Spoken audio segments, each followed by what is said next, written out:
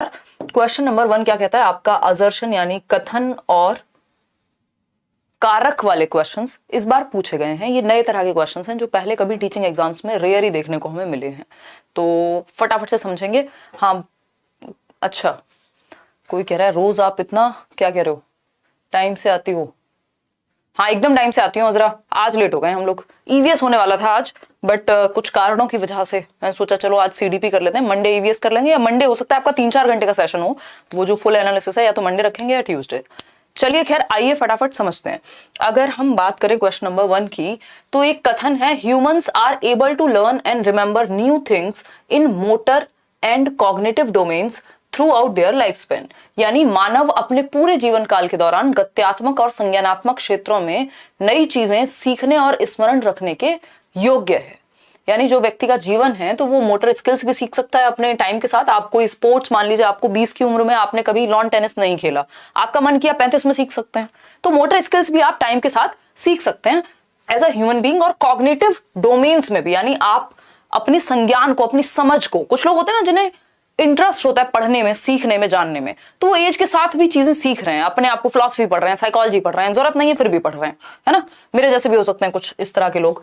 तो अगर हम बात करें, देख रहे हो तारीफ कर रही हूं, गत्यात्मक और संज्ञानात्मक क्षेत्रों में हम क्या कर सकते हैं, throughout our lifespan काम कर सकते हैं, सीखते रह सकते हैं। ये ह्यूमंस में एबिलिटी होती है। बात तो सही लग रही है सुनने में। इसका रीजन क्या दिया है? Outcome of a severely deprived childhood can be easily changed in later years. एक गंभीर रूप से पीड़ित बचपन के परिणामों को बाद के वर्षों में आसानी से बदला जा सकता है। मतलब ये पहले जो स्टेटमेंट था, जो कि बहुत अच्छी बात थी, इन्होंने क्या कहा? इन्होंने कहा कि भैया व्यक्ति जो ह्यूमंस हैं वो एबल हैं, उनमें वो क्षमता है कि वो जीवन भर सीखते रह सकते हैं, चाहे वो फिजिकल स्किल्स की बात करें, हम मोटर स्किल्स की बात करें, या कॉग्निटिव यानी संज्ञानात्मक पक्ष दिमाग की बात करें, वो डेवलप करते रह सकते हैं। लेकिन इसका मतलब ये बिल्कुल भी नहीं है, इसका रीजन ये नहीं है कि अगर बचपन के एक्सपीरियंसेस बच्चे के खराब हो गए हैं, एक डेप्राइव्ड चाइल्डहुड है, तो उसका जो रिजल्ट है वो बाद में ठीक किया जा सकता है। अगर बच्चे को बचपन में माल न्यूट्रिशन का शिकार हो गया, वो मतलब कुपोषण का शिकार हो गया, कोई बीमारी हो गई, कोई घटना घट गई बचपन में, या कोई और चाइल्ड अब्यूज का शिकार हो गया, तो वो जीवन भर उसका पीछा नहीं छोड़ेगी। वो चीज इतना ईजी नहीं होता उसको टैकल करना, और बहुत सारे केसेस में उसको ठीक भी नहीं किया जा सकता। तो हम ये नहीं कह सकते कि जो आपके अर्ली ईयर्स के एक्सपीरियंसेस हैं, जो बच्चे का बचपन है बेसिकली, वो बहुत ही जरूरी है 10, 12, 15 साल तक, तो वो बहुत ज्यादा जरूरी है। अर्ली ईयर्स उसके आगे तक काम आएंगे, वो बेस का काम करेंगे। तो हम यहां ये बिल्कुल नहीं कह सकते कि जो बचपन में डेप्राइव्ड है जिस चीज के लिए वो, तो वो चीज बाद में आसानी से ठीक की जा सकती है। अगर किसी को कोई बीमारी हो गई बचपन में, ठीक से दवाई ना मिलने के कारण, खाना ना मिलने के कारण, अच्छा माहौल ना मिलने के कारण, तो बेस खराब हो गया ना, बेस बाद में कैसे ठीक होगा? तो ये बात फॉल्स है, गलत है। ठीक, ये बात सही थी कि हम में सीखने की क्षमता है हमेशा के लिए, हमेशा तक हम सीख सकते हैं। लेकिन इसका मतलब ये थोड़ी है भैया बीमारी हो गई कोई, तो है ना, कैंसर आज हुआ है और इलाज कराएंगे जब आप दुनिया से चले जाएंगे, तो वो वाला काम नहीं हो सकता। तो ये ट्रू है, ए ऑप्शन जो ये है, असर्शन है, कथन है, वो सही है। इसका कारक या कारण सही नहीं है। तो बोथ ए एंड आर तो नहीं हो सकते, है ना, क्योंकि A is true and R is false. तो C option is the right answer over here. ठीक है, इतनी बात, कोई दिक्कत, कोई परेशानी, कोई दर्द, कोई समस्या बताइए।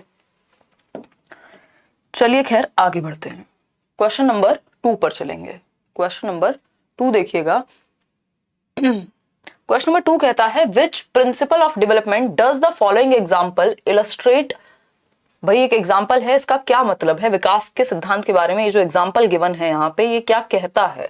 तो एग्जाम्पल है, the development of a child does not take a straight path. यानी बच्चे का जो विकास है वो रेखा में, सीधी रेखा में नहीं होता, स्ट्रेट पाथ नहीं है, स्ट्रेट लाइन नहीं है। It turns back and fourth, moves forward again. यानी बच्चे का जो विकास है वो ऐसे होगा, है ना, आगे पीछे, आगे पीछे, आगे पीछे। एक स्टेज में आपके हाथ पैरों की लंबाई, आपके शरीर की लंबाई बढ़ रही है, दूसरी स्टेज में लंबाई रुक गई है, लेकिन आपके अंदर क्षमता या पावर आ रही है। मतलब back and fourth, back and fourth, आगे जाएगा विकास, फिर पीछे आएगा, कंसोलिडेट करेगा, मजबूती आएगी उसमें, और फिर आगे जाएगा। इसको स्पाइरल डेवलपमेंट का प्रिंसिपल कहते हैं, है ना। इसको क्या कहेंगे? प्रिंसिपल ऑफ यूनिफॉर्मिटी नहीं है, यूनिफॉर्मिटी तो सारी दुनिया में एक जैसी advancement, yes, principle of spiral advancement, चक्रीय बढ़ोतरी या चक्रीय विकास का या वर्तुलाकार विकास का सिद्धांत कहते हैं। समझेंगे कि नहीं समझेंगे? हम बिल्कुल समझेंगे इस बात को। इस बात को समझने में किसी को भी कोई परेशानी, कोई दर्द, कहीं भी कुछ भी हो तो बता दीजिए। हाँ, हम आज बोले थे आसिफ कि आज ईवीएस कराएंगे, बट हम नहीं करा पा रहे हैं, कोई बात नहीं, मंडे करा देंगे, ठीक है ना, डोंट वरी। अभी चैप्टर्स भी कराने, एक प्लान, जैसे ही इन्फॉर्मेशन बुलेटिन भी आता है तो एक प्लान आपके सामने आ जाएगा कि क्या क्या हम कैसे कैसे करने वाले हैं सीटेट की तैयारी में। ठीक, अभी जो चल रहा है वो सब काम का ही है, ऐसा तो नहीं है ये काम का नहीं करना, तो हमें ये भी है ना, ये सारे सेट्स लगाने ही है, क्योंकि ऑनलाइन जब पेपर आ चुका है इस तरह का। Development is unidirectional, single direction नहीं होती डेवलपमेंट की, याद रखिएगा, मल्टी डायरेक्शनल होता है, बहुआयामी। डिसकंटिन्यूअस नहीं, कॉन्टिन्यूअस माना जाएगा, जब तक प्याजे ना लिखा हो डिसकंटिन्यूअस के साथ नहीं जाएंगे। ठीक, तो B option is the right answer over here. आगे बढ़ेंगे क्वेश्चन नंबर 3 पर। क्वेश्चन नंबर 3 क्या कहता है भाई, समझ लेते हैं एक बार। क्वेश्चन नंबर 3 कहता है many parents demanded a ban on the popular cartoon show Shinchan, यानी बहुत सारे अभिभावकों ने ये डिमांड की कि भैया ये शिनचैन नाम के शो को बंद करो, क्योंकि हमारे बच्चों को बिगाड़ रहा है, उनको गलत व्यवहार सिखा रहा है, और बच्चे घर में भी ऐसे ही बात करते हैं जैसे वो शिनचैन में देख रहे हैं कि शिनचैन कुछ भी करता रहता है, तूफानी बच्चा है, परेशान करता है, बदतमीजी करता है, और ये शिनचैन देख देख करके बच्चे हमारे खराब हो रहे हैं। तो बहुत सारे पेरेंट्स ने ये कंप्लेंट की, और आपने देखा था एक टाइम पे शिनचैन जो है बैन भी हुआ था। ठीक है, कार्टून था, एक शो था, अभी भी आता होगा कहीं ना कहीं।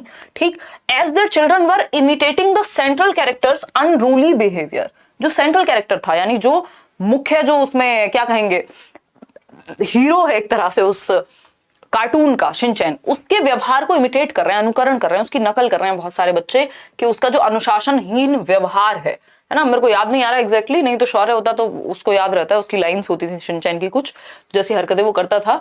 तो दिस इलस्ट्रेट्स डैश इज और are an important agency of socialisation, यानी इससे क्या पता लगता है, हमें देख लेते हैं क्या पता लगता है। बहुत से अभिभावकों ने लोकप्रिय कार्टून शो शिनचैन पर प्रतिबंध लगाने की मांग की, क्योंकि उनके बच्चे इस शो के मुख्य पात्र के अनुशासनहीन व्यवहार की नकल करने लगे थे, है ना। वो मम्मी को मिसेस मेहता कह के बोलेगा तो वही बोलेंगे, ठीक, हालांकि वो बाहर का शो था, मिसेस मेहता तो नहीं बोलता था, ठीक है ना।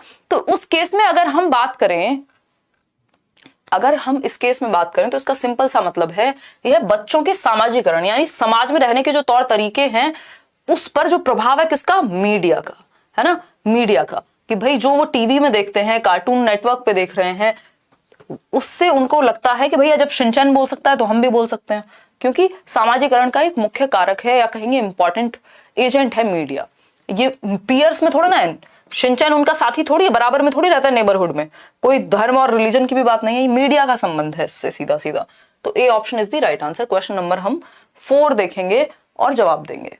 क्वेश्चन नंबर 4 देखिएगा, थोड़ा सा ध्यान से आंसर करने की कोशिश कीजिएगा, ठीक है ना, फटाफट से, और जैसे जैसे आप लोग आएंगे लाइक शेयर भी करते रहेंगे। ओके अनु सिंह, धन्यवाद। चलिए खैर, आप जवाब दीजिए, फिर हम आगे बढ़ेंगे, फटाफट से आप जवाब दीजिए। कल मुझे गांव जाना है, कल छुट्टी रखेंगे हम, संडे वार तो होगी, अच्छा कल तो संडे ही है वैसे भी, है ना, कल संडे वार तो होगी। एक इंटरव्यू है, बहुत दिन हो गए, कुछ इंटरव्यूज हमारे पास पेंडिंग है, वो आपको कल मिलेगा, एक इंटरव्यू और एक व्लॉग भी हमारे पास रिकॉर्डेड है, देखिएगा। विच of the following statement about progressive education, progressive education, child centred education, याद कीजिए जॉन डीवी जिनको हम कह रहे हैं, लर्निंग बाय डूइंग, यानी करके सीखने को महत्व देते हैं जॉन डूई। तो ये करके सीखने की जब हम बात कर रहे हैं तो कौन सी एक बात इस बारे में सही है, प्रगतिशील शिक्षण के विषय में बच्चा जहां एक्टिव होगा वही आंसर सही होगा, क्योंकि ये प्रोग्रेसिव एजुकेशन है, आगे बढ़ते हुए शिक्षा है जो समय के साथ बदल रही है, बेहतरी के लिए शिक्षा है। तो पहला ऑप्शन है इट इन्वॉल्व्स लेक्चर मेथड। देखो लेक्चर मेथड चाइल्ड सेंटर्ड नहीं होता, और प्रोग्रेसिव एजुकेशन पूरी तरह से चाइल्ड सेंटर्ड है, तो ये आंसर गलत हो गया, क्योंकि लेक्चर मेथड क्या है, chalk and talk method, chalk का इस्तेमाल किया, टॉक का इस्तेमाल किया, बच्चे बोर हो रहे हैं सो जाएं, कोई फर्क नहीं पड़ता। तो लेक्चर मेथड वैसे भी बड़े बच्चों के लिए ठीक होता है, वैसे बोरिंग मेथड है, एक व्याख्यान विधि। बी ऑप्शन है इट इन्वॉल्व्स इंडिविजुअलाइज्ड लर्निंग, हमने ज्यादातर इसी से पढ़ाई की है हमारे एजुकेशन सिस्टम में। बी ऑप्शन है it involves individualised learning test at the end of the year and ranking. देखो रैंकिंग हो रही है, लास्ट में सिर्फ साल के अंत में टेस्ट लिए जा रहे हैं, ये भी चाइल्ड सेंटर्ड मेथड नहीं है। आप over the period of time throughout test वगैरह चलते रहते हैं, और रैंकिंग नहीं होती, लेबलिंग नहीं होती, बच्चों पे ठप्पा नहीं लगाना होता। सी ऑप्शन है it involves experimental learning and assessment through a variety of methods. ये बात सही है, बच्चे यहाँ सबसे ज्यादा एक्टिव रहेंगे, ये चाइल्ड सेंटर्ड है कि डिफरेंट तरीके एक्सपेरिमेंटल लर्निंग और असेसमेंट के तरीके हैं, वैरायटी ऑफ मेथड्स का यूज करके लर्निंग हो रही है। इसमें प्रयोगात्मक शिक्षण तथा विविध विधियों से मूल्यांकन का आकलन शामिल है ना, मतलब डिफरेंट तरीके से हम क्या कर रहे हैं, एक्सपेरिमेंट करा रहे हैं बच्चों को, वैरायटी ऑफ मेथड से सिखा रहे हैं, यानी बच्चा एक्टिव होगा। क्योंकि बच्चों में इंडिविजुअल डिफरेंसेस है तो मेथड्स में भी वैरायटी होनी चाहिए। फिर आता है D option, it involves programmed instruction and use of rewards. Reward दे के कोई लंबा गेम नहीं चलने वाला, लर्निंग जो है for the sake of learning होनी चाहिए, ना कि रिवॉर्ड के लिए। तो C option is the right answer.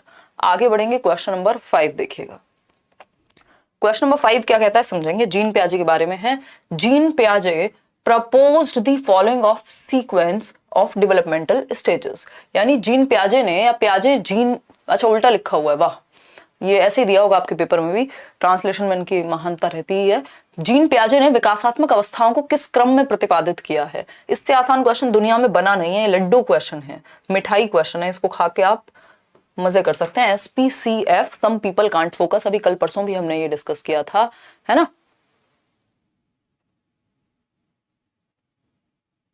Ankita B ही सही था, RPWD एक्ट में ना कल बी ही सही था, जो बताया था ना सही वही था, क्योंकि वो इंक्लूसिव है, वो बच्चे की बहुत सारे पॉइंट्स उसमें इंक्लूडेड थे। क्योंकि क्लैरिटी तो दोनों में से किसी में नहीं थी, ना तो वहां PWD एक्ट 1995 लिखा था, ना 2016 लिखा था, तो उन्होंने वो बी को ही सही माना था। हालांकि मेरी नजर में सी भी सही होना चाहिए था, बट बी को भी हम गलत नहीं कह सकते, उसको ज्यादा इंक्लूसिव माना था इन्होंने, ठीक है ना। तो अगर आप टू द पॉइंट कहेंगे तो सी सही होना चाहिए था, बट पेपर के अकॉर्डिंग बी सही था। चलिएगा, खैर समझते हैं, क्वेश्चन पे आते हैं। हाँ चलिए शोभित समझते हैं। SPCF सिंपल आंसर है sensory motor, pre operational, concrete operational, formal operational. B option is the right answer. संवेदी गामक जन्म से 2 वर्ष, प्री ऑपरेशनल 2 से 7, जिसको पूर्व संक्रियात्मक कहते हैं, कॉन्क्रीट ऑपरेशनल 7 से 11, formal operational 11 years and above, ठीक है ना। तो B option is the right answer. बाकी का सीक्वेंस गलत है, क्योंकि फॉर्मल ऑपरेशनल नहीं, कॉन्क्रीट ऑपरेशनल पहले आएगा, ये सी ऑप्शन में। क्वेश्चन नंबर 6 देखिएगा आप। क्वेश्चन नंबर 6 समझेंगे एक बार। अगर हम बात करें अकॉर्डिंग टू जीन पियाजे, यानी पियाजे के अनुसार, विच of the following questions will be answered only by the children in formal operational stage. 11 साल से ऊपर के बच्चे ही किस एक क्वेश्चन का जवाब दे पाएंगे एज पर जीन पियाजे, बताइएगा फटाफट से, फिर हम आगे बढ़ेंगे। क्या हुआ, पोल गड़बड़ आ रहा है क्या आज? पोल इतना जल्दी क्यों हटा दिया जा रहा है, बताइए, है आखिर क्या मजबूरी है, बताइए बताइए। आप जल्दी जवाब नहीं दे सकते हैं अनुष्का, हैं? फिर भी समझाएंगे, हम इनको डांटेंगे। हमारे यहाँ हम पढ़ाएं कुछ भी, हम डांट के ही समझाते हैं, लेकिन है ना। देखिए एक बार, मजाक कर रही हूँ, आ जाओ एक बार, समझो फटाफट से। देखिए क्वेश्चन नंबर 6 देखिए। अकॉर्डिंग टू जीन पियाजे, which of the following questions will be answered only by the children in formal operational. Raunak ate 11 chocolates, his sister ate twice as many, how many chocolates they both ate in total। ये तो बच्चा जो है, ये 6 साल का बच्चा, 7 साल का बच्चा, 8 साल का बच्चा, ये कॉन्क्रीट ऑपरेशनल में सॉल्व कर देगा। ये बेसिक गणित का सब एडिशन सब्ट्रैक्शन वाला सवाल है। बी ऑप्शन है, A is greater than B and B is greater than, concrete operational में ये सॉल्व हो जाएगा 7 से 11 में, तो ये तो हट गया। If A is greater than B, अगर ए बड़ा है किससे, बी से, and B is greater than C, ठीक है। What is the relation between A and C, तो A is greater than B and C both, तो ये क्या हो गया, इसमें थोड़ा सा दिमाग लगेगा। ये क्या है, ये जाएगा फॉर्मल ऑपरेशनल में, क्योंकि रेशो की बात करेगा, है ना। तो यदि ए तुलनात्मक रूप से बी से बड़ा है और बी सी से बड़ा है, तो ए और सी का क्या संबंध है, तो इसमें रेशो, प्रोपोर्शन और दुनिया भर की बातें, रिलेशन, ये सब आ जाएगा। हाउ मेनी होल नंबर्स, ये 7 से 11 वर्ष में सॉल्व हो जाएगा। तो आंसर जो है यहाँ पे 7 + 9 कितना होता है, ये तो कोई भी बता ही देगा। तो बी ऑप्शन है जो फॉर्मल ऑपरेशनल स्टेज के अंदर आना चाहिए। चलिए खैर आगे बढ़ते हैं क्वेश्चन नंबर 7 पे। क्वेश्चन नंबर 7 देखिएगा। हालांकि इस तरह के सवाल कई बार कॉन्क्रीट ऑपरेशनल स्टेज में भी सॉल्व कर दिए जाते हैं, कि जो ट्रांसडक्टिव रीजनिंग बोलते हैं इसको, बट यहाँ पे ऑप्शन के अकॉर्डिंग, क्योंकि ये चीज फॉर्मल ऑपरेशनल में गायब नहीं हो जाएगी कि बच्चा ना समझ पाए, ठीक है ना। क्वालिटी अपनी तरफ से इंक्रीज कर लीजिए अगर देखने में समस्या हो रही है। क्वेश्चन नंबर 7 देखिए। अकॉर्डिंग टू लेव वाइगोस्की के अनुसार, विच of the following factors influence learning, यानी कौन से वो तत्व हैं जो अधिगम को प्रभावित करते हैं। पहला ऑप्शन है सोशल इंटरेक्शन। देखिए वाइगोस्की की जब बात आती है तो SCL, BPL होता है ना, बिलो पॉवर्टी लाइन, ऐसे हमें SCL याद रखना है जब बात वाइगोस्की की हो। S for society, C for culture, L for language, ये 3 महत्वपूर्ण चीजें हैं एज पर वाइगोस्की। सोसाइटी बोले तो समाज, कल्चर यानी संस्कृति, और लैंग्वेज, ये 3 महत्वपूर्ण चीज हैं जिनके द्वारा वाइगोस्की कहते हैं कि आपकी जो समझ है वो बेहतर होती है। ठीक है बात, कोई दिक्कत नहीं है, इस बात को समझने में कोई समस्या नहीं है, समझेंगे। देखिएगा, अगर हम बात करें किसकी, सोशल इंटरेक्शन की सही है, कल्चरल टूल्स की सही है, लैंग्वेज की सही है, रीइंफोर्समेंट की बात किसने की है, स्किनर कर रहे हैं, वाइगॉस्की नहीं करते, कंस्ट्रक्टिविस्ट लोग रीइंफोर्समेंट की बात नहीं करते। तो फर्स्ट, सेकंड और थर्ड सही है, यानी C option is the right answer over here. आगे बढ़ेंगे क्वेश्चन नंबर 8 पर, समझेंगे एक बार क्वेश्चन नंबर 8 क्या कहता है। अगेन वाइगॉस्की ही बात हो रही है, देख लेते हैं क्या है। According to Lev Vygotsky, Vygotsky के अनुसार when teachers make adjustment in the support extended to the child according to the child's current level. देखो ध्यान रखना, सपोर्ट किसके हिसाब से एक्सटेंड हो रही है, बच्चे के करंट लेवल के हिसाब से, यानी टेम्परेरी हेल्प है। टेम्परेरी हेल्प मतलब स्कैप फोल्डिंग है, यानी मचान है, ठीक। मॉडलिंग, रीइंफोर्समेंट, कंडीशनिंग, ये वाइगॉस्की से इनका कोई नाता नहीं है। तो स्कैफोल्डिंग क्या है, कल भी बताया था, जब आप बैट पकड़ रहे हैं और बैट ठीक से नहीं पकड़ पा रहे हैं तो कोई आपको हेल्प करे पकड़ने में कि नहीं इसका ना ऐसे होनी चाहिए इसकी पोजीशन, है ना। आप जिम जा रहे हैं और आपका जो भी ट्रेनर है कोई भी, अगर आप गलत तरीके से कोई एक्सरसाइज कर रहे हैं, वो हल्का सा आके हेल्प कर दे कि इसका ना पोस्चर ये होना चाहिए। तो ये क्या है, वो टेम्परेरी हेल्प है, इसी को स्कैफोल्डिंग कहते हैं, कि जहां आप अटक रहे हैं या आपको आपके लेवल को बेहतर करने के लिए आपको हेल्प दी जाती है जहां पे आप अटकते हैं या जहां आपको प्रॉब्लम होती है। समझ पा रहे हैं या नहीं। क्वेश्चन नंबर 6 का हिंदी देखिए। देखो हिंदी में अगर कोई चीज गलत भी है, क्योंकि पेपर में भी वही हिंदी दी हुई होगी इन्होंने, फिर तो इंग्लिश को ही हम फाइनल मानेंगे। ये आपके एग्जाम में सारे लगभग एग्जाम के बोर्ड्स यही बात कहते हैं, ये मैं नहीं कह रही हूं, ठीक। तो अगर इस तरह की कभी कंफ्यूजन हुआ करे तो समझ जाया करो। क्वेश्चन नंबर 9 पे चलेंगे। क्वेश्चन नंबर 9 क्या कहता है, देखते हैं। क्वेश्चन नंबर 9 क्या कहता है, लॉरेंस कोहलबर्ग का क्वेश्चन है। According to Lawrence Kohlberg, the child's moral development in stage 3 समझ रहे हैं, good boy good girl orientation, maintaining mutual relation, the golden rule refers to the stage where. Lawrence Kohlberg के अनुसार बच्चों के नैतिक विकास के तीसरे स्तर पर आरंभिक संबंधों को बनाए हुए होता है स्वर्णिम नियम वाले स्तर को कहा गया है। ये इतनी खराब जो ये ट्रांसलेशन है आपके पेपर में एज इट इज आई है ना। और कल कोई पूछ रहा था कि हिंदी और इंग्लिश दोनों में क्वेश्चंस आते हैं। यस, आपके पेपर में हिंदी और इंग्लिश दोनों में क्वेश्चन आते हैं। ऑनलाइन एग्जाम में क्या होता है, आपको वो लैंग्वेज चेंज करके देखनी पड़ती है, ऑफलाइन में दोनों तरफ लिखा होता था, तो बस इतना अंतर है, अदरवाइज आते दोनों में है। तो इनकी ट्रांसलेशन शायद इस बार सुधर जाए, पिछली बार इन्होंने खतरनाक ट्रांसलेशन दिया है। क्या आपका स्पेशल बैच है वो सीटेट के लिए उपयोगी है। नगेंद्र, स्पेशल बैच आप सीटेट के लिए मत लीजिए, क्योंकि उसमें बहुत ज्यादा डिटेल में चीजें हैं। सीटेट में इतना सा आता है और स्पेशल बैच में इतना पढ़ाया जाता है ना। तो उस केस में आप स्पेशल बैच को सीटेट के लिए मत लीजिए, बाकी किसी भी एग्जाम के लिए आप ले सकते हो। देखिएगा, अगर हम बात करें यहां किस चीज की, क्या वो आज लाइक शेयर करने में कंजूसी। देखिए, अगर हम बात करें स्टेज 3 की, जिसको good boy good girl orientation कहते हैं, the child wants to please and help others. सही बात है, बच्चा दूसरों को प्रसन्न रखना चाहता है और उनकी सहायता करना चाहता है, चलो मान लिया। बी ऑप्शन है, the child understands the social system is dependent on the performance of one's duties to maintain social order. ये तो फोर्थ स्टेज हो जाएगी, लॉ एंड ऑर्डर, कि समाज में लॉ एंड ऑर्डर का पालन होना चाहिए, रूल्स को माना जाना चाहिए, क्योंकि ऐसे ही तो समाज चलता है। तो वो तो अलग चीज हो गई। Right actions are defined according to the norms, needs and rights which are anonymously accepted by society. कोई फर्क नहीं पड़ रहा है यहाँ, गुड बॉय गुड गर्ल है ना, गुड बॉय और गुड गर्ल, सिंपल बात है। तो ये अच्छा लड़का अच्छी लड़की, दूसरों से क्या पाने में, तारीफ सुनने के लिए काम किए जाते हैं थर्ड स्टेज में, ठीक। तो वो ए ऑप्शन ही है। फिर भी फोर्थ ऑप्शन हम पढ़ लेते हैं। पोल वाली दीदी आज गुस्सा है क्या, बताइए। फिर यहाँ पे सब दुखी हैं। The child not only keep in mind the norms of the society but also the limits to which the universal principles are applicable। ये बात होती है 6th स्टेज की। तो थर्ड स्टेज के अकॉर्डिंग सिर्फ ए ऑप्शन ही सही है। और बच्चा दूसरों को प्रसन्न रखना और उनकी सहायता करना, वो मतलब दूसरे खुश होंगे, आपके माँ बाप आप पे गौरवान्वित महसूस करेंगे, प्राउड होंगे, इसलिए आप कुछ कर रहे हैं। ये वो वाली मॉरलिटी है जो टीचर्स ये मोटिवेशन देते हैं ना, माँ बाप के लिए कुछ करो, जो कि अच्छी बात है, बुरी बात नहीं है, बट वो good girl good boy orientation है, थर्ड स्टेज है, ठीक है ना। कायदे में आपको होना चाहिए कहीं 5th 6th स्टेज पे, बट जब पेट की भूख नहीं मिटेगी तो बाकी के स्तर बहुत बाद में आते हैं, है ना। चलिएगा, पोर्टफोलियो डिफरेंट चीज है। पोर्टफोलियो में आपके जो भी अचीवमेंट्स हैं, आपके सारे कच्चे चिट्ठे होते हैं रिकॉर्डेड या फोटोज की फॉर्म में, है ना। और अगर रूब्रिक की बात करें तो रूब्रिक एक सेट फॉर्मेट है, एक स्टैंडर्ड है कि इस स्तर की चीजें बनाई जानी चाहिए। रूब्रिक एक पैमाना हो गया एक तरह का, ठीक है। तो क्वेश्चन नंबर 10 देखिए, हावर्ड गार्डनर प्रपोज्ड, और पोर्टफोलियो संग्रह करने वाली फाइल है। हावर्ड गार्डनर का मल्टीपल इंटेलिजेंस है, 1983 में बुक आई थी फ्रेम्स ऑफ माइंड, 8 प्रकार की बुद्धि बताई है उन्होंने। तो हावर्ड गार्डनर ने बुद्धि के बारे में निम्नलिखित में से क्या प्रस्तावित किया है? पहला ऑप्शन है intelligence is a practical goal oriented activity, यानी बुद्धि एक उपयोगी लक्ष्य निर्भर पर प्रैक्टिकल गोल ओरिएंटेड है, ऐसा इन्होंने नहीं कहा। Intelligence comprises of 7 intelligences in a hierarchical order, सही लग रहा है। Intelligence is a generic ability that he labelled as G factor, ये तो स्पीयरमैन ने कहा है, जी फैक्टर जैसी बात गार्डनर ने कोई नहीं की।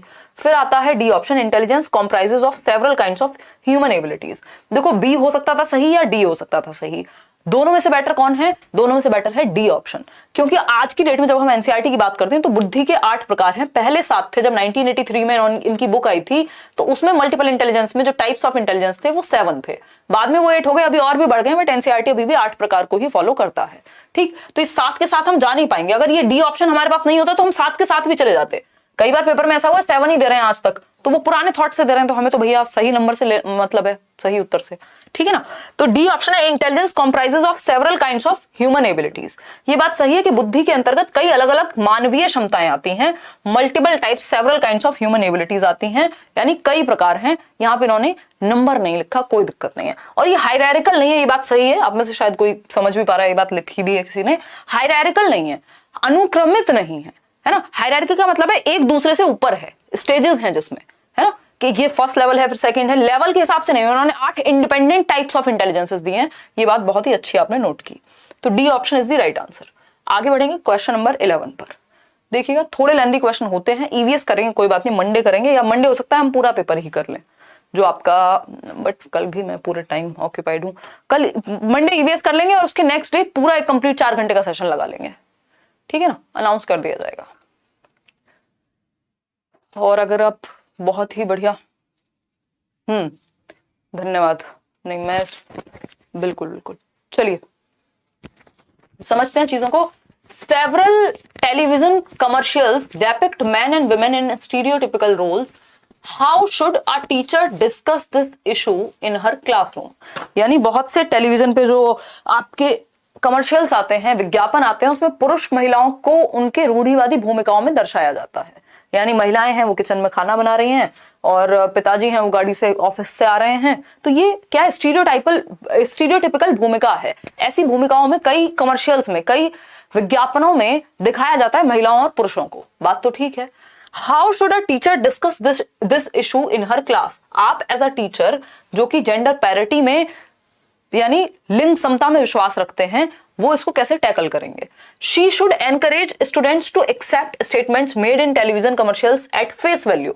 वह उन्हें उन विज्ञापनों में दिए गए वक्तव्यों को उनके ज्यों के त्यों स्वरूप में स्वीकार करने को प्रोत्साहित करें कि हाँ बेटा ऐसे ही तो होता है, महिलाएं तो खाना ही बनाती हैं घर पे, है ना, या तो वो तो कपड़े ही धोएंगी अगर किसी एक वॉशिंग पाउडर का एड है तो, है ना, वो तो ऐसे ही तो करते हैं, यही तो हमारे समाज में ऐसे ही होता है और ऐसे ही करना चाहिए सबको। तो परिवर्तन जीवन में कभी नहीं आएगा, फिर कोई भी परिवर्तन होने का ही नहीं। बी ऑप्शन है she should encourage students to analyse it critically and arrive at a reasoned decision.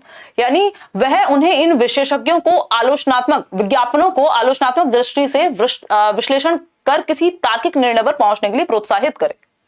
ये बात सही है कि बच्चा क्रिटिकली हर एक एस्पेक्ट को सोचे कि क्यों भैया किस मेल्स के हाथों में क्या दिक्कत है, वो कपड़े नहीं धुल सकते जो एड में आपको फीमेल्स ही दिखानी थी।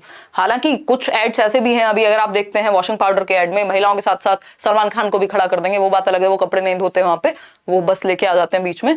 ठीक, तो ये बात सही लग रही है हमें कि क्रिटिकली सोच पाए बच्चे कि ये काम क्या सिर्फ महिलाओं का ही है ना। सी ऑप्शन है she should encourage students to reach conclusion on the basis of given facts in the commercial। Commercial में कौन से फैक्ट्स हैं? अगर वो स्टीरियोटाइप को बढ़ावा देने वाला विज्ञापन है तो उसमें फैक्ट्स कहां हैं? फैक्ट्स तो देखने को भी नहीं है।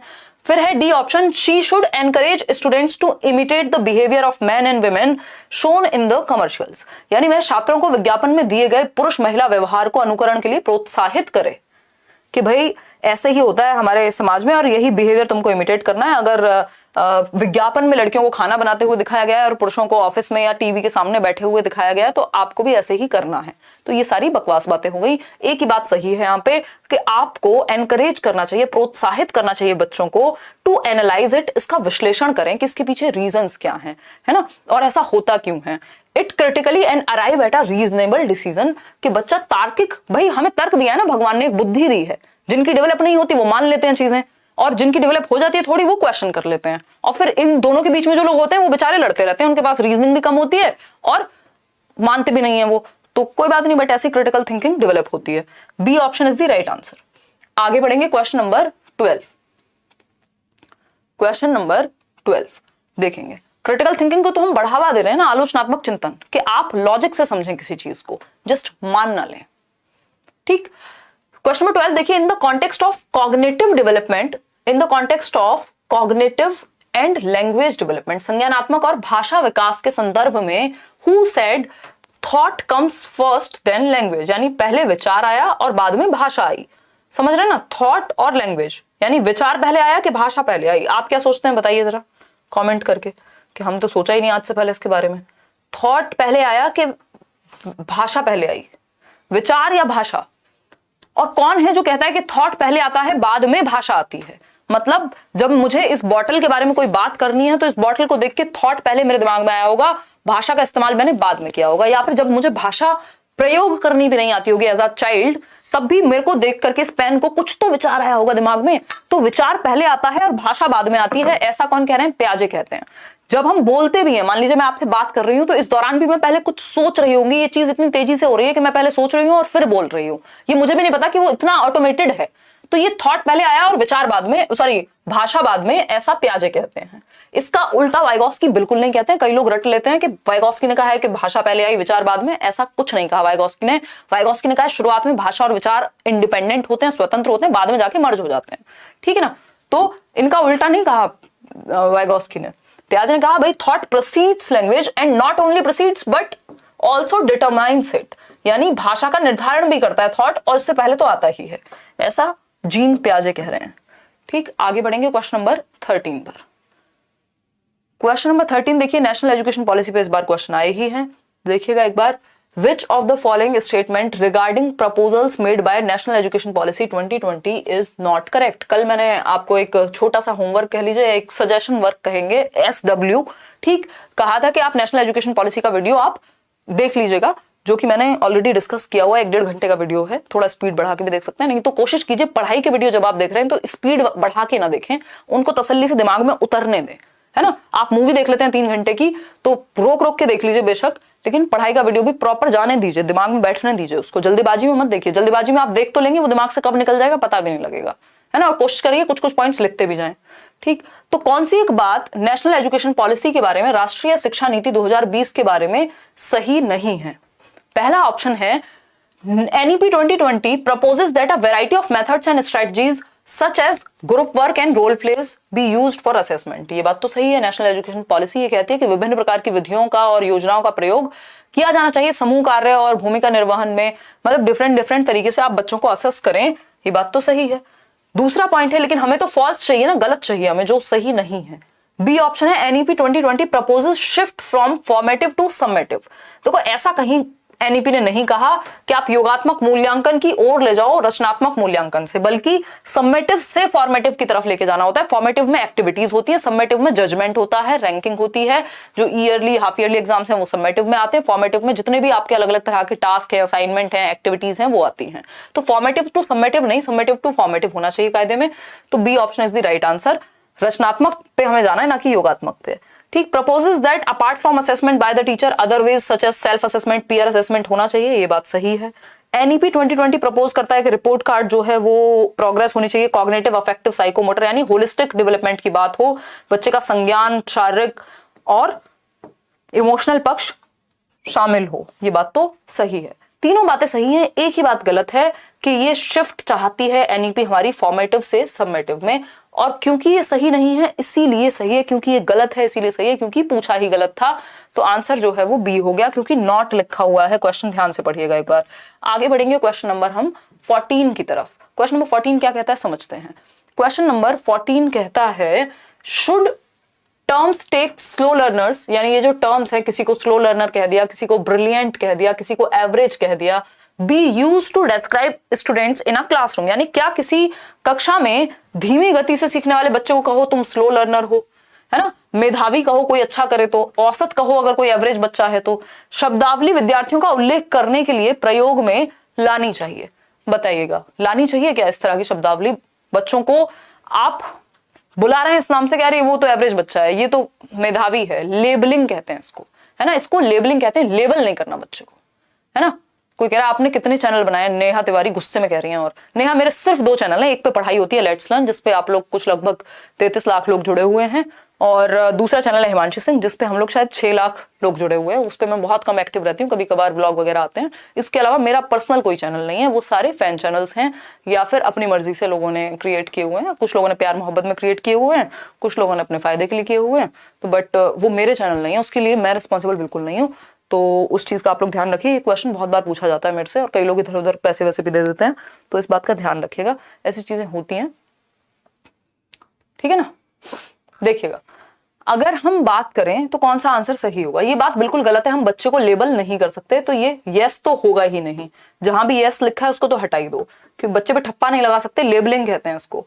No these terms label children based on ability and are non inclusive. ये क्या है? नॉन इंक्लूसिव है, समावेशी नहीं है, हर बच्चे को साथ लेके चलना है आपको, ठप्पा नहीं लगाना बच्चे पे। डी ऑप्शन है, no these categories are not sufficient, we need to add many more categories. ये तो और खतरनाक है भैया, और कैटेगरी लाओ, बच्चों को बांटते ही जाओ बस आप, है ना, लेबल करते जाओ। तो B option is the right answer. आगे बढ़ेंगे क्वेश्चन नंबर 15 पर। क्वेश्चन नंबर 15 क्या कहता है समझिएगा। क्वेश्चन नंबर 15 कहता है, which kind of diversities should a teacher respect. Diversities, किस तरह की विभिन्नताओं को एक टीचर को सम्मान देना चाहिए, इंक्लूडेड इन हर क्लासरूम। एक अध्यापिका को अपने कक्षा कक्ष में किन विभिन्नताओं को सम्मान देना चाहिए और सम्मिलित करना चाहिए, यानी किस तरह हम सभी विभिन्न हैं। भाई आप अगर 11,000 लोग यहाँ देख रहे हैं अभी, या मान लीजिए हम लोग यहाँ 2 लोग रूम में बैठे हुए हैं, तो या इवन ट्विंस भी हैं, जो बच्चे साथ में लगभग पैदा हुए हैं सेम टाइम पे, वो भी बिल्कुल सेम नहीं हो सकते। दुनिया में 2 लोग बिल्कुल सेम नहीं हो सकते, है ना, फिंगरप्रिंट सेम नहीं होते, ऐसे ही लोग भी अलग होते हैं, अपने इंटरेस्ट, अपने एप्टीट्यूड, अपने एटीट्यूड, अपने बिलीफ सिस्टम में अलग अलग होते हैं। तभी हम देखते हैं विचारों का मतभेद भी होता है, और मजा भी तभी आता है, रंग भी तभी है जीवन में। अगर सब एक जैसे हो जाएंगे तो क्या हो जाएगा, रोबोट्स बन जाएंगे फिर हम, ठीक है ना। तो ये जो डाइवर्सिटी है, एक टीचर को रिस्पेक्ट करनी चाहिए, चाहे वो बच्चे के कल्चर की डाइवर्सिटी हो, चाहे वो उसके भाषा की डाइवर्सिटी हो, उसके समाज की हो, उसके रीजन की हो, उसके थॉट की हो, किसी भी तरह की, रंग की हो, ठीक है ना। हम सब अपने रूप, रंग, भाषा, शैली सब में विभिन्न है। विश्वकर्मा जी क्या कह रहे हैं, मैम क्या हिंदी मीडियम और इंग्लिश मीडियम का आंसर की अलग अलग देता है सीटेट, और मैम वीओडी में child centred and progressive education का दूसरा पार्ट डाल दीजिए। विश्वकर्मा जी, ये आई थिंक मैंने वीओडी नहीं, लाइव में करा दिया है वो, अगर आप बैच में हैं तो आप शायद इस विषय में बात कर रहे हैं। और बात रही कि अलग अलग देता है, हाँ आंसर की इस बार इन्होंने किया हुआ है कि इंग्लिश और हिंदी वाला, तो लैंग्वेज के हिसाब से आंसर की आपको निकालनी पड़ती है। अगर आप सीटेट की वेबसाइट पे जाएंगे, थोड़ा सा कॉम्प्लिकेट किया हुआ है इन्होंने, बट वो आप देखेंगे ध्यान से तो समझ में आ जाएगा। इसलिए मैं ये सीडीपी का तो और इवन बाकी सब्जेक्ट में भी कोशिश करूंगी कि मैं प्रॉपर आपको ऑफिशियल आंसर्स के साथ डिस्कशन करा दूं। तो टीचर को ये आंसर ऐसा है जिसमें कोई आंसर नहीं है। सीटेट ने इसमें सबको फ्री के नंबर दिए हैं, उन्होंने कहा 9, यानी फ्री नंबर, फ्री मार्क्स, है ना, फ्री मार्क्स। तो आपने जो भी आंसर दिया है सब सही है, क्योंकि इनको कायदे में ऑल ऑफ द अबव का एक ऑप्शन देना चाहिए था, या 1 2 3 4 चारों का ऑप्शन देना चाहिए था। आप बच्चे के क्षेत्रीय प्रभाव को या डाइवर्सिटी को भी मानेंगे कि अगर कोई बच्चा मान लीजिए दिल्ली से है, कोई बिहार से है, कोई कहीं से, तो सबको आप रिस्पेक्ट करेंगे। सोशियो कल्चरल जो सामाजिक सांस्कृतिक परिप्रेक्ष्य है, उनकी भाषा है, इकोनॉमिक या आर्थिक स्थिति है, बच्चा जो भी घर से लेके आता है वो सब की रिस्पेक्ट करनी होती है। तो ऑल ऑफ द अबव इसका सही आंसर था। इसमें सारी ही बातें सही हैं, बट क्योंकि कोई भी ऑप्शन अगर आप चूज कर लेंगे तो वही सही हो जाएगा, क्योंकि चारों सही हैं, ऐसा सीटेट ने कहा। गलती इनसे भी होती है ना। जो पेपर अभी सीटेट दिसंबर में हुआ था जन्नत, वो आप सीटेट की वेबसाइट से जाकर के, ये पेपर मैं आपको वही करा रही हूँ, सीटेट की वेबसाइट से जाके थोड़ी मेहनत करनी पड़ेगी, जो मैं कर लेती हूँ आपके लिए। वहां से जाएंगे और पेपर निकालेंगे एक एक शिफ्ट का, फिर उसकी आंसर की तक पहुंचेंगे। उसमें भी गलत आंसर की मत देख लेना, क्योंकि बहुत तरह तरह की आंसर की इन्होंने दी हुई है। क्वेश्चन नंबर 16 देखिए, और मैं कोशिश करती हूँ कि आंसर की, मतलब मैं ईगो में नहीं कभी भी डिस्कशन करती, क्योंकि कई बार क्या होता है, जैसे कल वाला क्वेश्चन था आरपीडब्ल्यूडी एक्ट, मेरे हिसाब से सी सही होना चाहिए था, बट इन्होंने बी माना, तो उसको समझना बहुत जरूरी है। अगर आप किसी भी एग्जाम के आंसर की के अकॉर्डिंग नहीं चलेंगे तो आपके नंबर जाएंगे फिर, क्योंकि वो अगली बार भी वही मानने वाले हैं, और गलत नहीं मानते वो लोग, बहुत 1-8% केस में ऐसा होता है। मैथ पेडागोजी उदय सर पढ़ाएंगे सीटेट पेड बैच में, नहीं पेडागोजी डिफरेंट टीचर है पेडागोजी के लिए। देखिएगा एक बार, अगर हम बात करें क्वेश्चन नंबर 16 की, तो मूर्ति देखिएगा, क्वेश्चन नंबर 16 कहता है, Murthy a grade 4 student is able to read only at the level of grade 1। यानी कक्षा 4 में है, ये बच्ची है मूर्ति, अपना नाम भी लिख सकते हो आप यहाँ, लेकिन ये पढ़ाई जो है कर पाती है वो किस लेवल पे ज्ञान है इनका, क्लास 1 के लेवल का। ठीक, मतलब पीछे है, स्लो है, बैकवर्ड है। He also has difficulty matching sounds, sound को मैच करके स्पेलिंग को ध्यान से पढ़ने में दिक्कत है। Reading letters. Murti shows characteristics of what, यानी मूर्ति कक्षा 4 का विद्यार्थी है, पठन के संदर्भ में वह केवल उतना ही पढ़ पाता है जितना किसी कक्षा 1 के विद्यार्थी का स्तर होता है। यानी वो वैसे तो कक्षा 4 में, बट पढ़ने की जो क्षमता है वो एक कक्षा 1 वाले बच्चे की जितनी है। ठीक। दूसरा क्या है, मूर्ति को ध्वनि का मिलान करने में, कि भैया CH मिलके च की साउंड आएगी, ये करने में दिक्कत होती है, यानी पढ़ने में दिक्कत होती है। वर्तनी यानी स्पेलिंग को समझने में दिक्कत होती है, पढ़ने में कठिनाई है। तो पठन वैफल्य किसको कहते हैं, डिस्प्रेक्सिया है। मोटर स्किल, चलने फिरने, बटन लगाने, टाई बांधने, शू लेसेस को बांधने में, इन सब में दिक्कत होती है डिस्प्रेक्सिया में। पेन पकड़ने में। डिस्कैलकुलिया में गणित संबंधी परेशानियां होंगी। डिस्ग्राफिया में राइटिंग संबंधित, यहाँ पे राइटिंग की बात नहीं हुई, स्पेलिंग का मतलब यहाँ पे समझने से था, लिखने से नहीं था। तो डिस्लेक्सिया होगा इसका सही उत्तर, क्योंकि पढ़ने में दिक्कत है। वो ईशान अवस्थी याद कीजिए, तारे जमीन पर का, है ना। Dyslexia is the right answer over here. आगे बढ़ेंगे क्वेश्चन नंबर 17 पर। क्वेश्चन नंबर 17 देखिएगा क्या कहता है। ये कहता है a teacher can identify creative children, यानी एक टीचर जो है, एक शिक्षक या शिक्षिका पहचान सकता है क्रिएटिव बच्चे को। क्रिएटिव मतलब कुछ नया करने की क्षमता जिन बच्चों में होती है, कुछ डिफरेंट करने की क्षमता जो बच्चे रखते हैं, उनको कैसे पहचाने एक टीचर, बताइए फटाफट से बताइए। ये D+P वगैरह के तब कराएंगे जब पेपर आने वाला होगा, अभी सीटेट पे फोकस है पूरी तरह से। जो कॉमन टॉपिक्स हैं ये आपको हेल्प वहां भी कर जाएंगे। फ्री मार्क कर देना चाहिए। हाँ, वो वाले क्वेश्चन में तो सबको फ्री ही मिला है नंबर। बताइएगा एक बार, जल्दी से बताइए, जवाब दीजिए जवाब। आपकी टी शर्ट बहुत अच्छी लग रही है। अच्छा आर्यन, धन्यवाद। हमारे पास कुछ बच्चे हैं जो अच्छे अच्छे काम करते हैं। एक शिक्षिका अपनी कक्षा में सृजनात्मक विद्यार्थियों की पहचान कैसे कर सकती है, देयर एबिलिटी टू थिंक कन्वर्जेंटली। देखो कन्वर्जेंटली का क्रिएटिव से कोई संबंध नहीं है। कन्वर्जेंट होता है इंटेलिजेंट व्यक्ति का, इंटेलिजेंस से जुड़ा हुआ है कन्वर्जेंट थिंकिंग, ऐसा JP गिलफर्ड ने कहा है, जिन्होंने कन्वर्जेंट और डाइवर्जेंट थिंकिंग दी है। Their popularity among peers. Popular तो बच्चे अलग अलग कारणों से भी हो सकते हैं, है ना। कोई दादागिरी करे वो भी पॉपुलर हो सकता है। ठीक। Their innovative style of thinking. हाँ, इनोवेटिव का मतलब है कुछ मौलिक, कुछ ओरिजिनल सोचना, कुछ डिफरेंट सोचना, कुछ डाइवर्जेंट सोचना, कुछ अपसारी सोचना, है ना। ओरिजिनल थिंकिंग का साइन है कि बच्चा क्रिएटिव होगा, कुछ डिफरेंट करेगा, क्योंकि वो डिफरेंट सोचता है। Their selection of simple and recall based task, तो ये तो रटना कहेंगे, मेमोरी बेस्ड हो गया। तो C option is the only right answer over here. Question number 18 देखिएगा एक बार, ये क्या कहता है, पढ़ेंगे।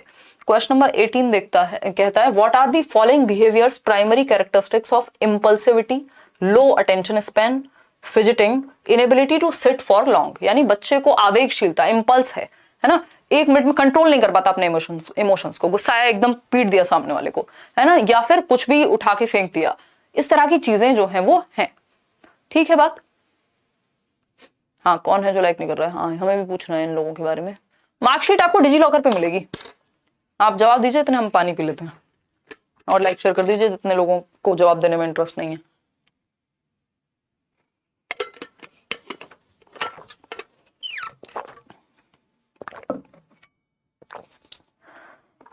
देखिएगा इसको, क्वेश्चन नंबर 18 कह रहा है कि बच्चा इंपल्सिविटी है, यानी वो अपने इंपल्स को कंट्रोल नहीं कर पाता। लो अटेंशन स्पैन, ज्यादा देर तक अटेंशन टिका के नहीं बैठ पाता एक जगह पे, उल्टी सीधी हरकतें या कुछ ना कुछ एक्टिविटी करता रहता है।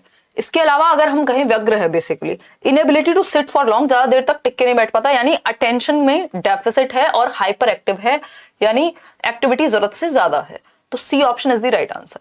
ये अगर शुरुआत के कुछ सालों में हो तो ठीक है, लेकिन अगर ये 5-7 साल के बाद भी बनी रहे तो प्रॉब्लम है। तो attention deficit hyperactivity disorder, अवधान न्यूनता, अतिक्रियाशीलता विकार, ADHD कहते हैं इसको इन शॉर्ट, है ना, कि बच्चे की अटेंशन एक जगह पे वो टिक्का करके नहीं बैठ पाता, अटेंटिव नहीं रह पाता, ज्यादा देर तक नहीं बैठ पाएगा। इसको छोटे छोटे आपको टाइम स्पेन इसके लिए कम करना पड़ेगा, पार्ट्स में डिवाइड करनी पड़ेंगी चीजें, तब जाकर के धीरे धीरे अटेंशन स्पेन इनका बढ़ पाएगा या हम पढ़ा पाएंगे इनको। ठीक है।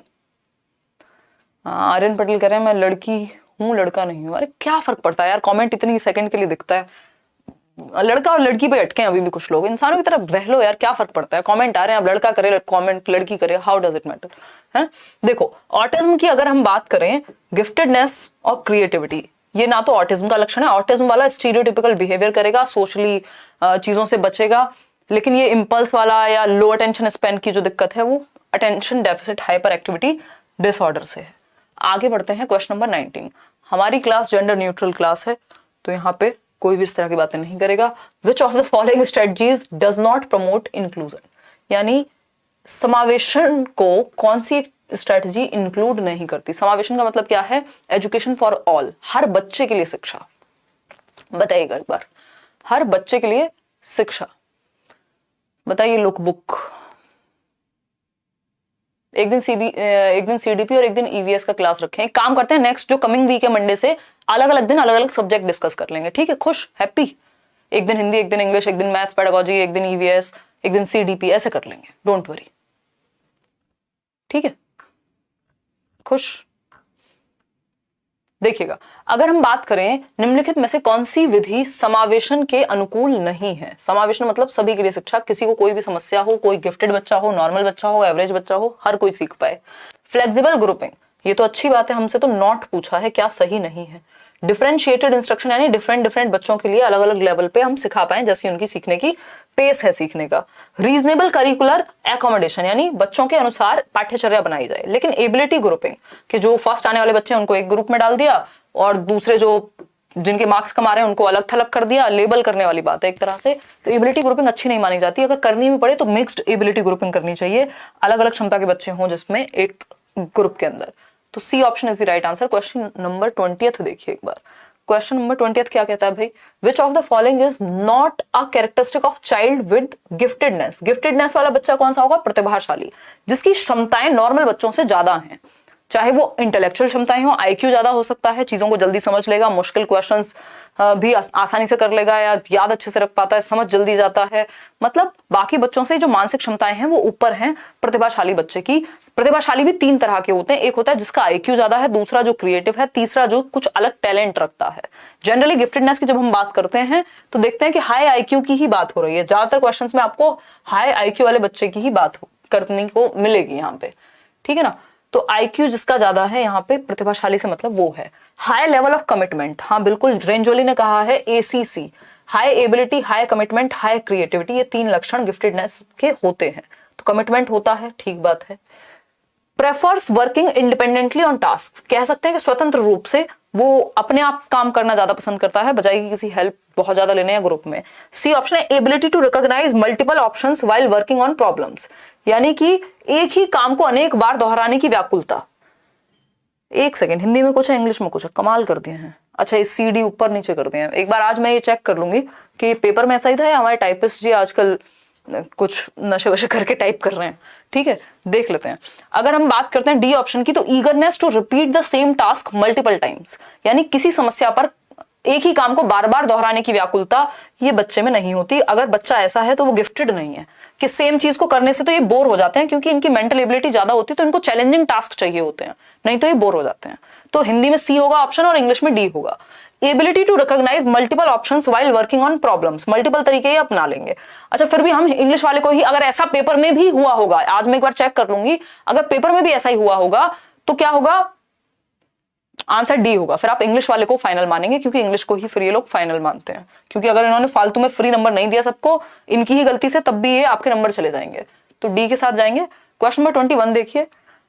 अगर हम बात करें 21st क्वेश्चन की, तो our teacher should employ classroom management strategies which focus on, अध्यापक को कक्षा प्रबंधन कौशल किस प्रकार बल देना चाहिए। कक्षा प्रबंधन कौशल क्या है, कि क्लासरूम को मैनेज कैसे करेंगे, बच्चे शोर मचा रहे हैं या पढ़ने पे अगर उनका फोकस नहीं है, कैसे मैनेज करेंगे क्लासरूम को, कौन सी एक स्ट्रेटजी यहां सही है, बताइए फटाफट से, बताइए बताइए। ओनली सीडीपी पढ़ाओ और कुछ नहीं, वी लव सीडीपी, सही है। बट जो लोग कोचिंग वगैरह नहीं ले रहे हैं या जिनको हेल्प की जरूरत है, उनको थोड़ी बहुत मदद हो जाने तो मन तो मेरा भी यही करता है सिर्फ सीडीपी पढ़े हम, है ना। देखिए, अगर हम बात करें क्लासरूम मैनेजमेंट की तो क्या होगा बताइएगा। लॉक कर दें डी को, विकास कह रहे हैं, चलिए विकास। देखिए, controlling the class through rigid rules, rigid rules बिल्कुल नहीं अपनाने, फ्लेक्सिबिलिटी का जमाना है, अगर आप फ्लेक्सिबल नहीं है, लचीले नहीं है तो टूट जाएंगे। जो ज्यादा रिजिड होते हैं वो खत्म हो जाते हैं टाइम के साथ, है ना। कुछ चीजों को लेकर थोड़े बहुत रिजिड हो सकते हैं आप, जैसे अपने प्रिंसिपल्स हो सकते हैं आपके जीवन के, अदरवाइज रिजिडिटी की जरूरत है नहीं। Expecting same behaviour from all children, हर बच्चे से सेम व्यवहार कैसे भाई, रोबोट्स थोड़ा ना है कि सब एक जैसा ही व्यवहार करेंगे। क्लासरूम मैनेजमेंट का मतलब ये थोड़ी आप हिटलर बन जाएंगे, तो ये क्लासरूम मैनेजमेंट नहीं, कंट्रोल हो जाएगा फिर तो, ठीक। फिर है C option, making students abide to all rules without questioning, यानी बच्चों को कह दो कोई सवाल नहीं करेगा, बस बोल दिया ना बोल दिया, कह दिया तो कह दिया, शांत रहना है तो शांत रहना है ना। अब सिर्फ शांत रहने ही बच्चा आएगा स्कूल में तो डाउट्स कब क्लियर होंगे, उसको मजा नहीं आएगा सीखने में तो फायदा क्या है। देखो, क्लासरूम मैनेजमेंट का मतलब ये नहीं कि बच्चों को बस शांत करा देना किसी भी हाल में, ठीक, समझ पा रहे हो। चलिए डी ऑप्शन देखिए, टेस्ट सीरीज वेस्ट सीरीज नहीं भी लोगे अभी तो भी चल जाएगा, कोशिश कीजिए प्रीवियस ईयर पेपर्स को ही, अगर इधर उधर वेबसाइट्स पे मिल जाएं या करियर व्हील पे भी आपको कुछ मॉक टेस्ट वगैरह की फॉर्म में मिल जाएंगे, तो सिर्फ प्रीवियस ईयर पेपर को अलग अलग सेट अटेम्प्ट कीजिए, और ये वो फ्री होते हैं मेरे ख्याल में ज्यादातर लोगों, क्योंकि कई लोगों से मेरी भी बात हुई है, तो उस केस में आप प्रीवियस ईयर को ही अटेम्प्ट कीजिए, टेस्ट सीरीज अलग से लेने की कोई जरूरत नहीं है, किसी को नहीं पता, कोई पेपर नहीं बनाने वाला, तो शांति से आप सिर्फ वही कीजिए जो प्रीवियस ईयर में है, क्योंकि इतने सारे सेट हैं, पेपर 1 पेपर 2 दोनों कर लो कॉमन सब्जेक्ट। डी ऑप्शन है, giving ample opportunities for self reflection, ये बात एकदम सही है कि अपनी प्रतिक्रियाओं के लिए प्रचुर अवसर देना, अपनी प्रतिक्रियाओं पर प्रकाश डालने के लिए, यानी giving ample opportunities for self reflection, यानी बच्चा खुद का जो बिहेवियर है वो सेल्फ रिफ्लेक्ट कर पाए, कि कहीं ऐसा तो नहीं वो बेवजह क्लास में कई बार इनडिसिप्लिन क्रिएट करता रहता है या प्रॉब्लम्स क्रिएट करता रहता है, खुद के बिहेवियर पे उसका ध्यान ही नहीं है, पढ़ने पे उसका ध्यान ही नहीं है, ठीक है ना। चलिए खैर आगे बढ़ते हैं, क्वेश्चन नंबर 22 देखिए, अगर हम बात करें क्वेश्चन नंबर 22 की, तो ये कहता है which is the most effective strategy to encourage conceptual development, यानी बच्चे के संप्रत्य उसके कॉन्सेप्ट्स अच्छे हों उसके लिए कौन सी स्ट्रेटेजी सबसे अच्छी है। पहला ऑप्शन है कीप पनिशिंग, बच्चों को दंड देते रहो, तो दंड देना बिल्कुल भी लाजमी नहीं है, एक्सेप्टेबल भी नहीं है। राइट टू एजुकेशन एक्ट जो है, जो आपका शिक्षा का अधिकार अधिनियम है, वो कॉर्पोरल पनिशमेंट को बिल्कुल बिल्कुल बिल्कुल बैन करने की बात करता है। Getting children to forget old concepts and learn, आप बच्चों को मुर्गा या मुर्गी नहीं बना सकते, आप बच्चों को आंखें नहीं दिखा सकते, है ना। अगर हम बात करें बी ऑप्शन की, तो getting children to forget old concepts and learn new ones by rote memorisation, रट के सिखाना नहीं है, रटंत विद्या चलंत नहीं। फिर है C option, give a variety of examples and non examples and encourage students to use reasoning, यानी आप बच्चों को एग्जांपल्स भी देंगे नॉन एग्जांपल्स भी देंगे। एग्जांपल्स क्या होते हैं, डायरेक्ट, भैया ये बर्ड है तो आपने किसी बर्ड का एग्जांपल दे दिया, कोयल, कोयल एक बर्ड है, फिर आपने हेलीकॉप्टर की पिक्चर दिखाई और कहा कि ये एक बर्ड नहीं है, तो जिसकी पिक्चर आपने दिखाई और वो बर्ड नहीं है वो नॉन एग्जांपल है, जिससे आपको ये क्लियर हो जाएगा कि कौन सी बर्ड्स नहीं होती। तो एग्जाम्पल और नॉन एग्जाम्पल, नॉन एग्जाम्पल यानी उसके आसपास की चीजें भी आपको बता देनी है, तो उससे कोई बुराई नहीं है, ठीक है ना। क्या पूछ रहे हो विश्वकर्मा। रिवॉर्डिंग स्टूडेंट, सिर्फ रिवॉर्ड से काम नहीं चलता कि कॉन्सेप्ट सही हो जाएगा, तो आपको बच्चों को एग्जाम्पल भी देने और जो उसके आसपास की चीजें नॉन एग्जाम्पल के थ्रू इनडायरेक्टली समझा देनी है, तो उससे कॉन्सेप्ट अच्छा हो जाएगा। सी ऑप्शन सही है। क्वेश्चन नंबर 23 देखिए, इस तरह के क्वेश्चंस भी खूब पूछे गए हैं। इफेक्टिव टीचिंग इंक्लूड्स, यानी प्रभावशाली शिक्षण, इफेक्टिव मतलब अच्छा, अच्छी टीचिंग जो बढ़िया है, जिसका प्रभाव पड़ेगा। फर्स्ट ऑप्शन है taking care of emotional needs of students, छात्रों की भावनात्मक आवश्यकताओं का ध्यान रखना। भाई बच्चे में इमोशंस है, उसको घर पे थोड़े ना रख के आ जाएगा इमोशंस को बच्चा, तो इमोशंस का भी ध्यान रखना, जहां इमोशनली उसको सेफ फील हो, अच्छा फील हो, कंफर्टेबल हो। हाँ सही बात है, तभी तो हम अफेक्टिव डोमेन की बात कर रहे हैं। बी ऑप्शन है adapting curriculum and assessment to the students needs, बच्चों की आवश्यकता के अनुसार आप आकलन के तरीके या करिकुलम उस तरह का बना रहे हैं जो बच्चे के आवश्यकता के अनुसार है। फिर है C option flexible grouping for peer interaction, यानी छात्र संवाद हेतु लचीला समूह निर्माण, यानी पीयर इंटरेक्शन, ताकि बच्चे, पीयर मतलब जो लगभग सेम एज के लोग हैं, जो क्लासमेट्स हैं, जो उसके दोस्त हैं, तो उनके साथ वो ग्रुपिंग आप कर सकें, वो भी फ्लेक्सिबल। 4 बच्चे आज इस ग्रुप में, वो 2 बच्चे कल किसी और ग्रुप में भी जा सकते हैं, तो फ्लेक्सिबिलिटी है। एम्प्लॉइंग रिजिड क्लासरूम, ये रिजिड वर्ड जहां मिल जाए इसको हटा देना, फर्स्ट, सेकंड और third. B option is the right answer, B option is the right answer. आगे बढ़ेंगे नेक्स्ट क्वेश्चन पे। क्वेश्चन नंबर क्या है 24। Question number 24, Rekha provided a map of India with landforms and rivers to her students and encouraged them to make initiative guesses about the location of major cities in it.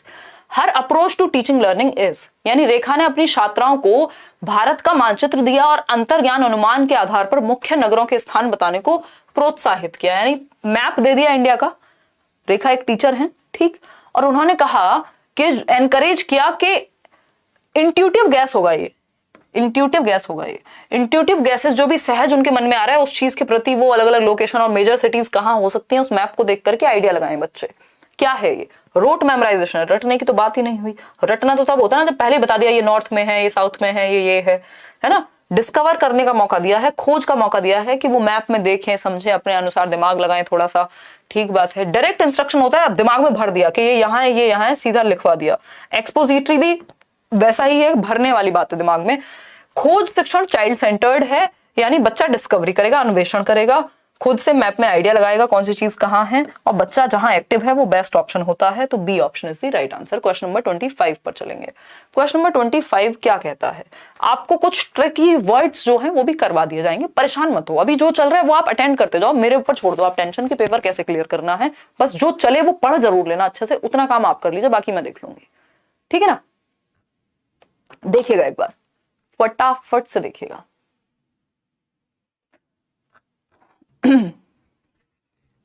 Answer कीजिएगा।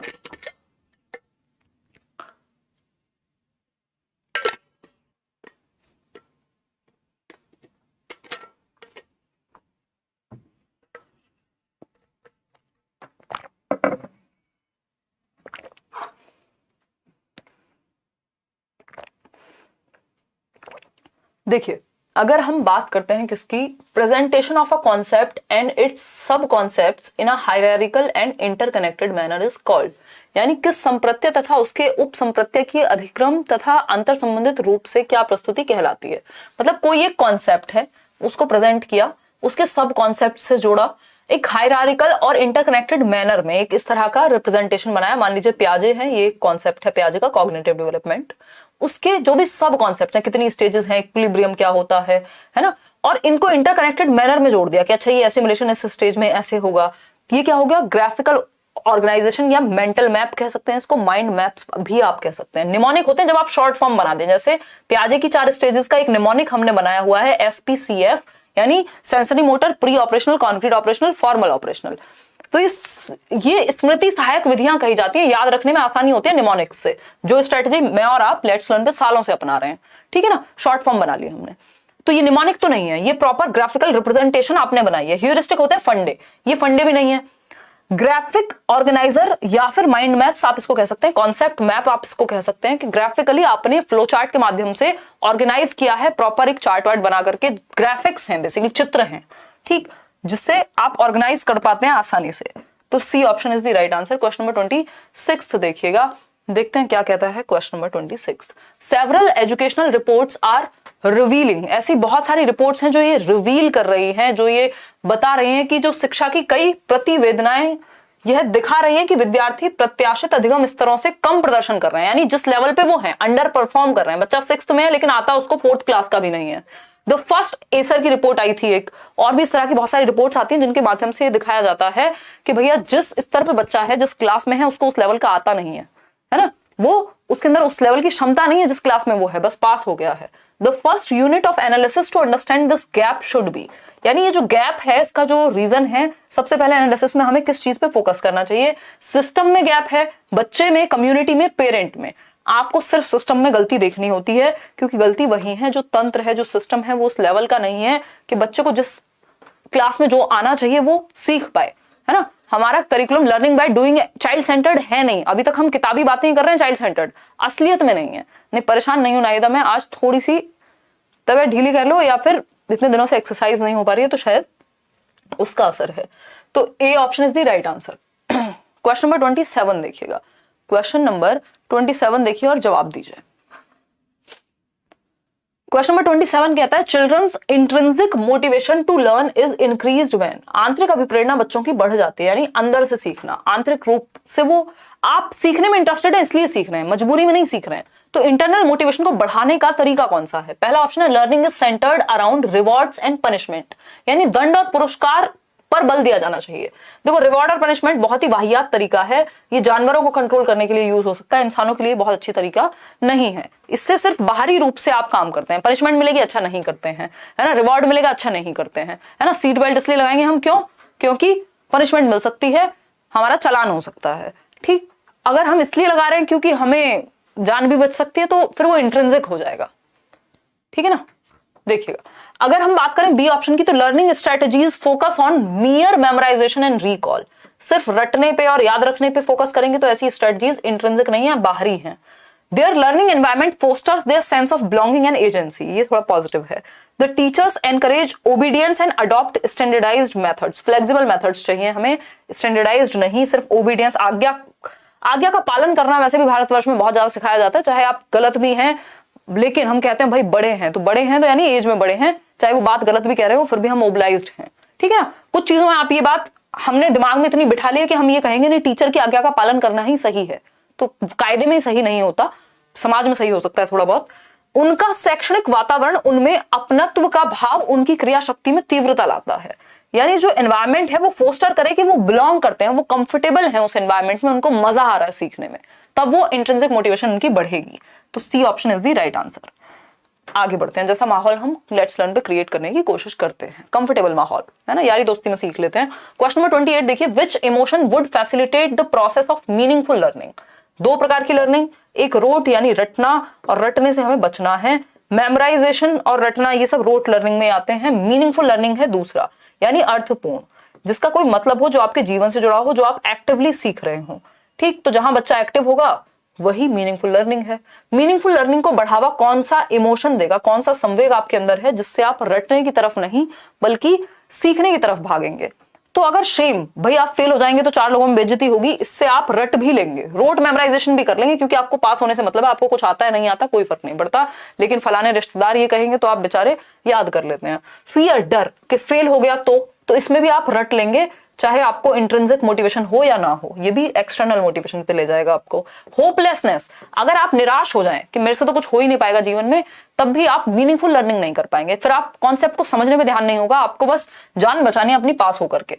तो curiosity is the right answer. अगर आप जिज्ञासु हैं, अगर आपके अंदर curiosity है, तो आप मीनिंगफुल लर्निंग करेंगे कि भैया ये प्याजे आखिर ऐसा कह क्यों रहे थे, इनको जानूं तो सही, आप एक्स्ट्रा भी पढ़ लेंगे। क्यों? क्योंकि क्यूरियोसिटी है। हालांकि आप अभी ऐसे सिस्टम में उलझे हुए हैं एग्जाम के कि आप बहुत ज्यादा पढ़ेंगे तो आपके पास समय की कमी होगी, बट हाँ, कॉन्सेप्ट के आसपास या सिलेबस के आसपास आपको पढ़ना चाहिए। मतलब थोड़ा एक्स्ट्रा भी उससे पढ़ लेंगे तो ठीक है, बट बहुत ज्यादा दूर पीएचडी हासिल करने आप अभी नहीं जा सकते, क्योंकि समय आपके पास कम है, ठीक है ना। पीएचडी का मतलब डायरेक्ट पीएचडी नहीं, लिटरल मीनिंग नहीं है। लेट्स लर्न का टी शर्ट चाहिए, मिलेगा एक दिन मिलेगा। क्वेश्चन नंबर 29 देखिए एक बार, असर्शन और रीजनिंग वाला क्वेश्चन है, सेकंड लास्ट क्वेश्चन है आज के लिए। 30 क्वेश्चन होते हैं हमारे पास। कथन और इसका कारक, देखिए कथन पढ़िए फटाफट से, फिर हम आगे बढ़ेंगे। मैम मैं चाहती हूँ कि मेरा सीटेट एग्जाम जनवरी में हो, तो इसके लिए कोई ट्रिक है क्या फॉर्म फिलअप करने की? अंकिता, ऐसा ना ये सब चीजें रखी रह जाती हैं, मतलब ऐसा हम कई बार सोचते हैं कि अच्छा हम बाद में फॉर्म फिल करेंगे तो हमारा शायद बाद में ही नंबर आएगा, और अगर हम पहले करेंगे तो पहले आ जाएगा। ऐसा हो भी सकता है, सच ये पता किसी को भी नहीं है ना। अगर वो शफलिंग का कोई सिस्टम हुआ उनके पास फिर ठीक, तो उस केस में बहुत ज्यादा लेट भी नहीं करना, क्योंकि फिर वो सेंटर मिलने की समस्या है। आप तो फॉर्म भरो यार, आपको पेपर देने से मतलब है, आपका सिलेबस पेपर कुछ दुनिया से अलग तो आ नहीं जाएगा, सिलेबस से ही आना है। ऑनलाइन पेपर पहली बार हो चुका है तो आपको आइडिया भी है। फॉर्म भरो, पेपर देखे और बात खत्म, 2-4 दिन बाद भर देना हद से, और क्या, अगर इतना ही डर है तो। मगर बिल्कुल लास्ट में जाके मत भरना फॉर्म, है ना। देखो एक बार, क्योंकि कई बार सर्वर डाउन होता है, फिर अगर सेंटर नहीं मिलेगा तो वो भी एक समस्या, दूर जाओगे बिना मतलब धक्के खाते हुए, तो कोई फायदा तो है नहीं उसका। अब तो आपको तो मतलब होना चाहिए, पेपर दो, भरो, कौन सा इसमें मेरिट लगनी है कि बाद में पेपर होगा तो आपको फायदा होगा। मेरिट तो बननी नहीं है, 2-4 नंबर इधर या उधर, हद से हद। देखिए, तो उससे अच्छी तैयारी कर लो, अपनी इस बात पे फोकस करने से अच्छा। कथन क्या है? Teachers must encourage children to share the naive और intuitive theories that they construct, यानी टीचर्स को एनकरेज करना चाहिए कि बच्चों के अंदर जो अंतर्ज्ञान है या नाइव थियोरीज है। कई बार वो सोचते हैं जब ट्रेन चल रही है तो ट्रेन के साथ पेड़ भी चल रहे हैं, या मैं चलता हूं तो मेरे साथ मून यानी चंद्रमा भी चलता है, क्योंकि वो हर जगह जा रहा है। ये इंट्यूटिव थियोरीज हैं, ये नाइव थियोरीज हैं, बच्चों के मन में आ जाती हैं, है ना। तो इसको शेयर करना चाहिए ताकि इनको क्लियर किया जा सके। ये साइंटिफिकली सही नहीं होती, रीजन क्या है इसका? All children start off with preconceptions of reality and these conceptions influence their understanding in schools. यानी सभी बच्चे वास्तविकता की पूर्व संकल्पनाओं से आरंभ करते हैं, यानी हर किसी के दिमाग में अपना एक कॉन्सेप्ट होता है चीजों को लेकर के, है ना। जैसे नाइव कॉन्सेप्ट क्या हो सकता है? आपने बॉलीवुड मूवीज देखी और पहली नजर में प्यार हो जाता है, ऐसा कुछ कुछ आपने देख लिया और बचपन से भर लिया दिमाग में कि हम तो ऐसे ही वाला प्यार करेंगे। कई लोग करवा चौथ से लेके पता नहीं क्या क्या करने लगते हैं प्यार मोहब्बत में, ठीक। तो उस केस में ये नाइव थियरी है आपकी, बचपना है आपका, है ना। आपने बचपन में एक कॉन्सेप्ट बना लिया। तो ऐसे कॉन्सेप्ट्स को आप क्या करेंगे? टीचर्स को एनकरेज करना चाहिए कि बच्चे शेयर करें। ये वाला नहीं, प्यार मोहब्बत वाला नहीं, ये जस्ट एक बड़े लोगों को समझने का एक तरीका था। तो बच्चे शेयर करें कि कहीं ऐसा कोई कॉन्सेप्ट तो नहीं है जो साइंटिफिक नहीं है या लॉजिकल नहीं है, बट आपने बना लिया है बचपन में कि पानी का रंग तो ग्रीन होता है क्योंकि आपने तालाब में ग्रीन कलर का वाटर देखा था। तो अब जब टीचर ने पढ़ाया कि वाटर जो है वो रंगहीन होता है, कलरलेस होता है, तो आप कह रहे नहीं हमने तो वाला कलर देखा था, मूवीज में तो हमने ऐसे देखा था, प्यार ऐसे होता है, सब खुश रहते हैं शादी के बाद, है ना, मतलब हैप्पीली एवर आफ्टर होता है, ऑल एंड के बाद सब अच्छा ही होता है। अब यहाँ तो लड़ाई हो रही है। तो ये क्या है? ये नए कॉन्सेप्ट्स को शेयर किया जाए क्लासरूम में। इससे क्या होगा? All children start off with pre conception. इसका रीजन ये है कि रियलिटी जो है उसके पूर्व अनुमान हम पहले से लगा लेते हैं, पूर्व संकल्पनाएं हमारे दिमाग में बनी होती हैं, हालांकि रियलिटी उससे अलग होती है, ठीक।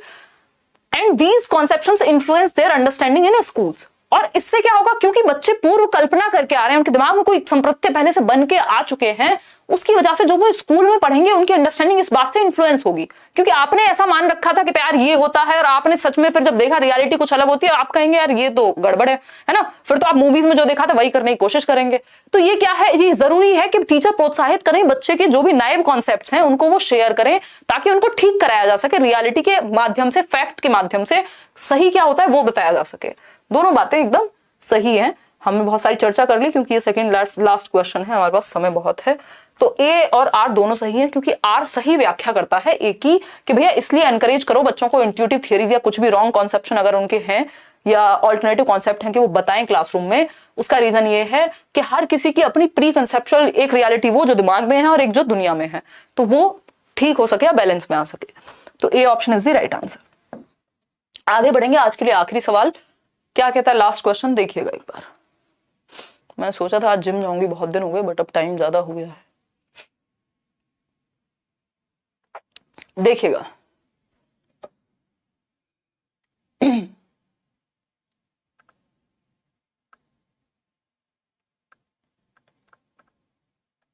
क्लास कब से होती है? 9 बजे से, रात को 9 बजे।